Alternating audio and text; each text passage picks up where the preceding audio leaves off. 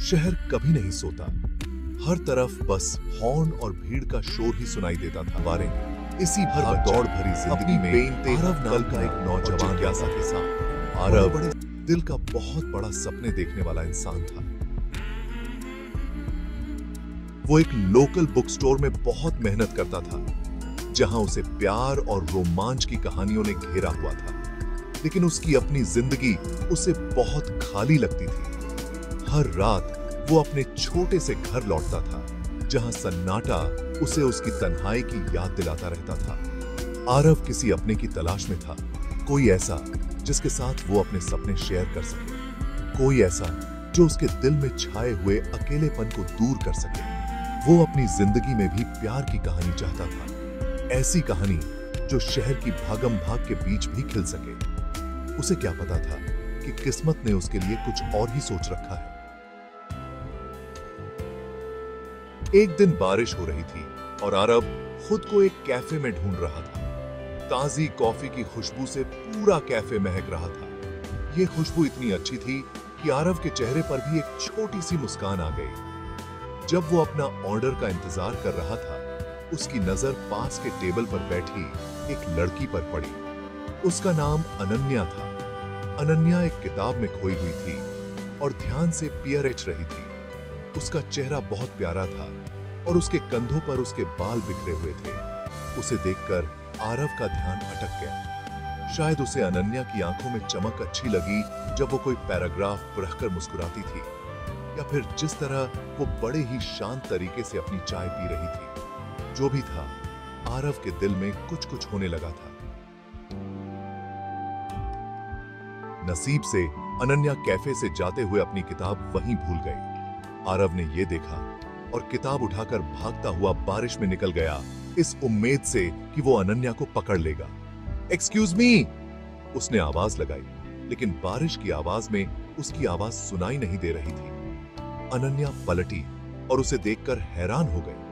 हाफते हुए आरव ने बताया कि वो अपनी किताब भूल गई है। उसके चेहरे पर एक प्यारी सी मुस्कान आ गई और उसने आरव को धन्यवाद कहा। बारिश की वजह से उसके गाल लाल हो गए थे और इस छोटी सी मुलाकात में शहर की भागम भाग और बारिश के बीच, दोनों के बीच एक कनेक्शन बन गया। गर्मा गर्म कॉफी के साथ आरव और अनन्या को पता चला कि उन्हें दोनों को ही परहना बहुत पसंद है। वो घंटों बातें करते रहते थे और एक दूसरे के साथ अपनी सोच और सपने शेयर करने के लिए बेताब रहते थे।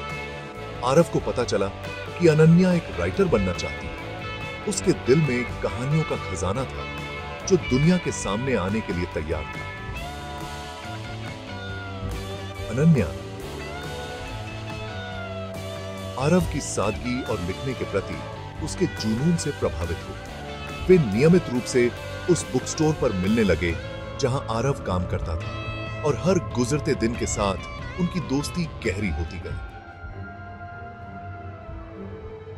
Section 5, a helping hand. एक शाम जब आरव बुक स्टोर बंद कर रहा था, तो उसने देखा कि अनन्या बाहर बेचैनी से चहलकदमी कर रही है। उसका चेहरा पीला पड़ा हुआ था और उसकी आंखों में डर साफ दिख रहा था। उसका लैपटॉप, जिसमें उसकी महत्वपूर्ण पांडुलिपि थी, क्रैश हो गया था। आरव का दिल पसीज गया।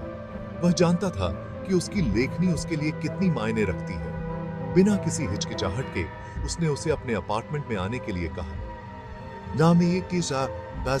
जहां उसने उसका खोया हुआ काम वापस पाने की कोशिश में घंटों बिता दिए। जैसे जैसे रात आगे बढ़ी, उन्होंने कहानियां, हंसी और नजदीकियों को साझा किया।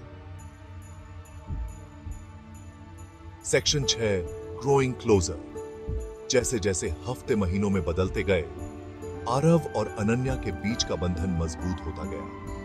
वे एक दूसरे की जीत का जश्न मनाते थे और मुश्किल समय में एक दूसरे को सांत्वना देते थे और एक दूसरे के साथ अपने सुख दुख बांटते थे। वे हाथों में हाथ डाले हंसते खेलते बाजारों में घूमते थे और उनकी हंसी गूंजती रहती थी। वे कैफे में शांत पल बिताते थे और बातों में खोए रहते थे, जबकि दुनिया बाहर भागती रहती थी। हर गुजरते क्षण के साथ आरव खुद को अनन्या की ऊष्मा में डूबता हुआ पाता था और अनन्या के दिल में भी कुछ हलचल हो रही थी। एक ऐसी भावना जिसे वह नजरअंदाज नहीं कर सकती थी।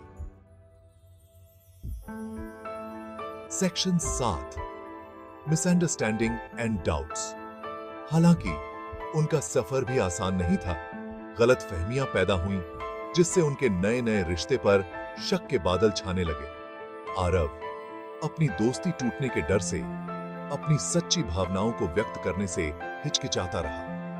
अनन्या उसकी दूरी को भांपते हुए खुद में ही सिमट गई और उसके मन में शंकाएं घर करने लगीं। कभी जो बातचीत इतनी आसानी से होती थी, वह अब तनावपूर्ण हो गई थी, जिसमें अजीब सी खामोशी छा गई थी। एक दूसरे की कंपनी में उन्हें जो खुशी मिलती थी, वह फीकी पड़ने लगी थी और उसकी जगह एक अजीब सी तड़प और अनिश्चितता ने ले ली थी। Section 8, a leap of faith. एक शाम अपने बीच की दूरी को और ज्यादा न सहते हुए आरव ने एक बड़ा फैसला लिया। उसने अनन्या को उनके पसंदीदा कैफे में मिलने के लिए बुलाया। ये भी जब वह उसका इंतजार कर रहा था, तो उसका दिल जोर जोर से धड़क रहा था और उसके हाथ कांप रहे थे जब वह उसके पसंदीदा लिली के गुच्छे को पकड़े हुए था। जब अनन्या आई, तो आरव की असामान्य घबराहट को देखकर उसकी आंखों में चिंता छा गई। आरव ने अपना दिल उसके सामने खोल दिया। उसने अपने प्यार का इजहार किया। उसकी आवाज में उम्मीद और डर का मिश्रण था। उसने उसकी दयालुता, उसकी बुद्धिमत्ता और हर मुश्किल समय में उसे हंसाने की उसकी क्षमता के बारे में बात की। Section 9, finding love in unexpected places. Aarav के लिए राहत की बात यह थी कि उसके शब्दों का जवाब अस्वीकृति से नहीं, बल्कि एक प्यारी सी मुस्कान से मिला। अनन्या ने शर्माते हुए स्वीकार किया कि वह भी उसे प्यार करती है। उसने उसके अटूट समर्थन, उसके सौम्य स्वभाव और उसे सपनों की ताकत पर विश्वास दिलाने के तरीके के बारे में बात की। उस क्षण सभी शंकाएं और अनिश्चितताएं दूर हो गई। उन्होंने एक दूसरे को गले लगा लिया। शहर का शोर फीका पड़ गया, क्योंकि वे एक दूसरे के करीब थे। कैफे, जो कभी आकस्मिक मुलाकातों की जगह हुआ करता था, अब प्यार के एक मंदिर में तब्दील हो गया, जो एक ऐसी दुनिया में जुड़ाव की ताकत का प्रमाण था जो अक्सर अकेला महसूस करता था। सेक्शन 10, अ होपफुल टुमारो। जैसे ही क्षितिज पर सूरज अस्त होने लगा और आसमान नारंगी और बैंगनी रंग में रंग गया, आरव और अनन्या हाथों में हाथ डाले चल दिए। उनकी प्रेम कहानी, जो शहर की अराजकता के बीच पैदा हुई थी, एक अनमोल और दुर्लभ चीज में खिल गई थी। उन्हें एक दूसरे की कंपनी में सुकून मिला था। एक ऐसा प्यार जिसने जिंदगी के हर तूफान से उन्हें निकालने का वादा किया था। उनका सफर अभी खत्म नहीं हुआ था, लेकिन वे उम्मीद और उत्सुकता के साथ भविष्य का सामना कर रहे थे। उन्हें अपनी जिंदगी का प्यार मिल गया था, जो यह साबित करता है कि सबसे अप्रत्याशित जगहों पर भी प्यार को अकेले दिलों में अपना रास्ता मिल ही जाता है। उनकी कहानी उम्मीद की एक किरण थी, एक याद दिलाती है कि शहर की जिंदगी की भागम भाग में भी प्यार और जुड़ाव की संभावना हमेशा मौजूद रहती है, बस उसे खोजने की जरूरत होती है। कैसी लगी? अगर अच्छी लगी है तो वीडियो